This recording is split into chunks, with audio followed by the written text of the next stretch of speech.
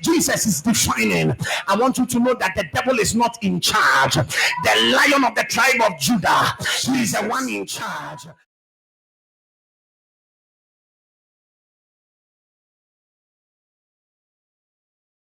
The walls of the New Jerusalem. He said, and the walls were 144 cubic. Really? Read it for me.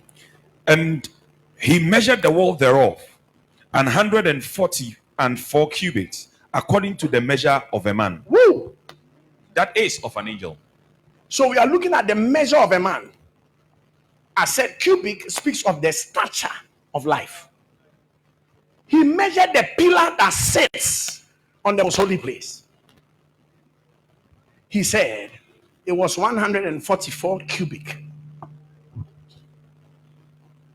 The wall of the New Jerusalem, the defense of the New Jerusalem, is the stature of a man. Read for me again. And he measured the wall thereof, 144 cubits, according to the measure of a man. That is of the angel. Good. 144 cubic. The moment I hear 144, then my mind begins to scatter. I begin to wonder why the JWs make a fuss about the 144,000. And the church, we don't even have answers for them. It's like somebody is saying something. You don't know if what the person is saying is true, but you know it is false. But you also don't know the truth. What you are saying is not true. Okay, so if he asks you, so what is the truth? You say, I don't know. What is this 144? People of God, first thing, 144 is consequent with 666. 144 is consequent with 666. Why do I say so? Watch this. In my book on biblical numerology, I break these things down. 144 is 1 plus 4 plus 4. 666 is 6 plus 6 plus 6. This is the number of the Antichrist. And it is the number he gives to his servants on their arms and on their foreheads. People, you will not see anybody in the world with any number written 666. If you ever thought like that, you'll be shocked. Many people are walking about already with a mark. And it takes understanding to see it. Because John said, for you have heard that the Antichrist is to come. But there are many Antichrists already in the world. So how do we know many Antichrists are already in the world? Because, listen, the mark on the frontal of your head was actually to remind you of what you should do with your hands. So by your thoughts, we have the works of our hands. You think it, you do it. So now, the number 666 is the thoughts of the enemy and the actions of his servants.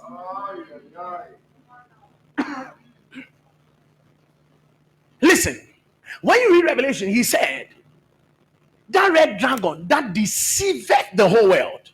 How do you deceive? You sell thoughts.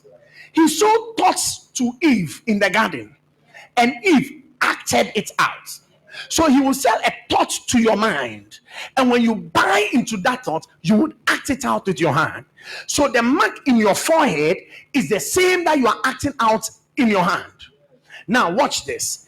This mark 666 is simply 6 plus 6 is 12. 12 plus 6 is 18. 1 plus 8 is 9.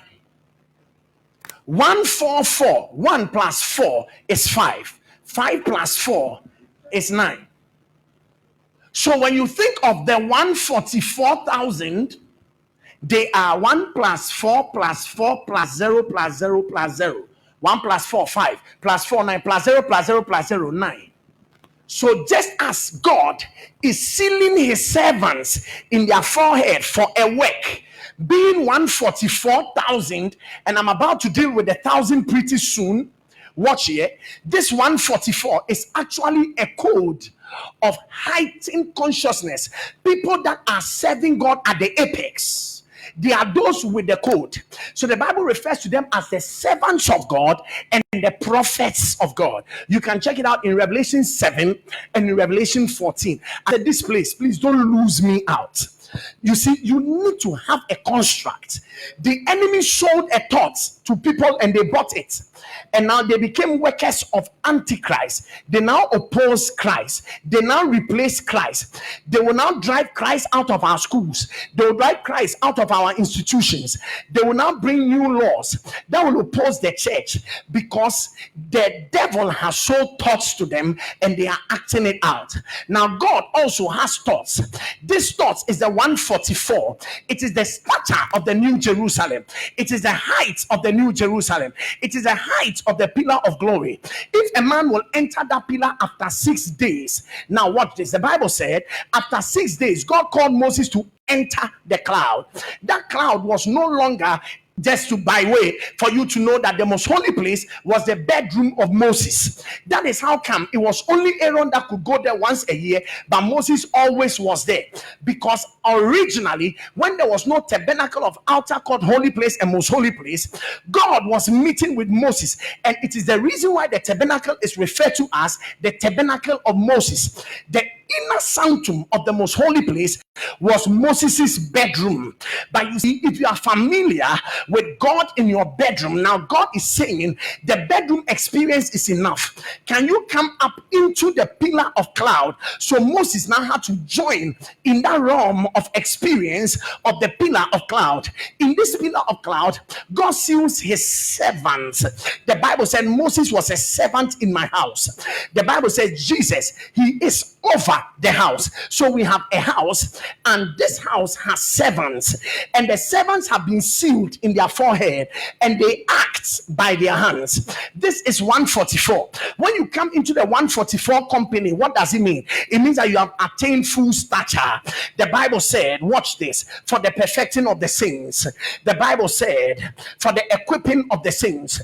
The Bible said, for the work of the ministry. The Bible said that we might come together in the unity of the faith. The Bible said that we all, having come together to the unity of the faith, we might come to the fullness, people of God, that measure of the fullness of the stature of Christ. What is the measure of the fullness of the stature of Christ? In measure, we weigh dry things. People of God, in fullness, we weigh volume, content. In stature, we weigh height. I take it again. In the fullness, in the measure, and in the stature, there are three dimensions: the weighing of dry things, the weighing of volume, liquid things, and the weighing of height, stature. Now, this 144 was the stature of the New Jerusalem. It is the apex. It doesn't start with a measure, it doesn't go to the fullness, it ends up with a stature. People of God, this stature is 144. It is the same stature that the people in the world are growing, 666. Listen to me. You don't say that if you were in Christ and if you were in the world, you would have served the devil better. The way you are serving God, that's the same way you'd have served the devil. You will not have done any better. If you are serious with God, that is the same way. If you were for the devil, you will be serious with the devil. So now the devil, looking at the disciples of Jesus, the Bible said, he said, I have sought to sift Peter, but Jesus said, I have prayed for you. Because watch this, the way Judas Iscariot was very active serving Jesus, it was the same way he became the target and lost his bishopric. After Judas was won by the enemy, the Bible said now he went forth, and now he decided that he was also going to kill John the Baptist. Having killed John the Baptist and was pleased, he now also decided that he was now going to come after Peter, because he saw that the thing that he was doing as Herod was pleasing the church. So he went forth to kill Peter. But Peter, the church prayed for him. There are times we have to pray. There are times when the brethren fall, we have to pray. We have to come together. Jesus prayed. People, before Jesus died, Jesus said to Peter, the devil has sought to save you. I have prayed for you. If that was enough, if the prayers of Jesus was enough, then why is it that when Peter was now put in jail, the church came together again to pray for Peter? Listen to me, prayer can never be enough. Prayer is like meat in soup, it can never be enough. Prayer is like fish in soup, it can never be enough. If you give food to your husband, you can reduce the carbs, but you don't reduce the fish, you don't reduce the meat, you don't reduce the protein. Fish cannot be enough, meat cannot be enough. As much as they are in soup, it makes it sweeter. People of God, prayer is like that. Prayer is the fish, is the meat, is the sweetener in the soup. It can never be enough. You haven't prayed enough. Pray in the morning, you haven't prayed enough. Pray in the afternoon, you haven't prayed enough. Pray in the evening, you haven't prayed enough. Pray in the night, you haven't prayed enough. Prayer can never be enough. You have not prayed enough. So Jesus came and said, you couldn't wait with me for 1 hour. He went, came back. You couldn't wait with me for 2 hours. He went, came back. Prayer can never be enough. Now, at the point when Jesus was about to be called, he said the time is up. Now they were about to show like they were praying. Usually when you come for all night meetings, you will see people who will be sleeping. The moment we share the grace, that's when they say, hey, we have closed. Prayer can never be enough. Continue your prayer meeting when you go home. Don't stop here. When you go home, keep on praying. When you are in church, pray. When you are at work, pray. Everywhere you are, pray. 144 is equal to 9. 666 is equal to 9. If you serve God, you will be a 9. If you serve the devil, you will be a 9. But what is this 1,000? Now, when you read Revelation chapter 6, the verse 17, you see, in reading the book of the Revelation of Jesus, you have to be very careful how you read it. The 144,000 that appears in Revelation 7 is not a beginning of a chapter, it is an answer to a question. I take it again. The 144,000 in Revelation 7 is not the beginning of a chapter. It is the answer to a question. Now read Revelation chapter 6 verse 17 and you begin to see that he asks a question in the verse 16 concerning the wrath of the lamb. Most of the times you hear preachers say the wrath of the lion, that Jesus, he came as a lamb and that he will return as a lion. It's not true. There is nowhere in the Bible where Jesus is returning as a lion. He is a lamb anytime he is on this earth. So the Bible said even when you see Jesus in the throne, he is a lamb in the throne. He is not the lion in the throne. People of God, the only time Jesus was said to be the lion of the tribe of Judah that had prevailed, it was because there was a problem in heaven. There was not a problem on earth. He is the lion of the tribe of Judah because of heaven's problems.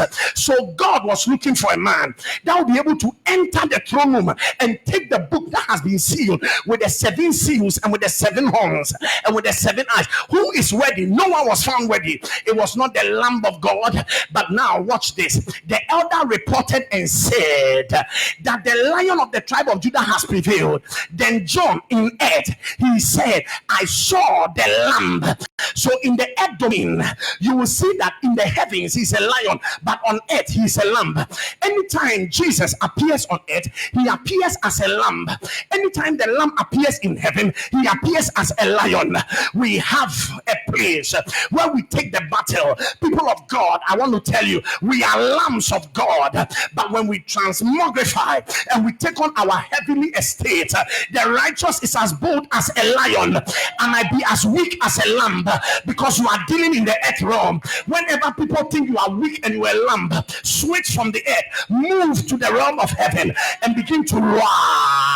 Roar. I didn't say roar, I said roar. You know what? There is a shout on your inside. Roar. Hey, when lions scream, listen to me. I did just a little study on lions. It is said that anytime lions roar, the reason why they are roaring, and they have a sensitivity to calculate how far the resonance of their roar goes and hits them back. I say it again. When a lion roars, he roars because he's taking territory. So now there is a sensor in the head of a lion. When he roars, he's actually saying that to the extent for which the sound went and hit and came back to him, he now calculates that distance, and now that becomes his territory. Where the sound didn't get to, my God, it is not part of his territory. I remember that the Bible said that the lion, he will roar from heaven to the ends of the earth, even to the underworld. So Jesus is seated in heaven, by his voice, when he roars, it moves from heaven and it reaches the earth, because it is part of his territory. It moves from earth and goes to the underworld. It is part of his territory. Jesus is defining. I want you to know that the devil is not in charge. The Lion of the tribe of Judah, he is the one in charge.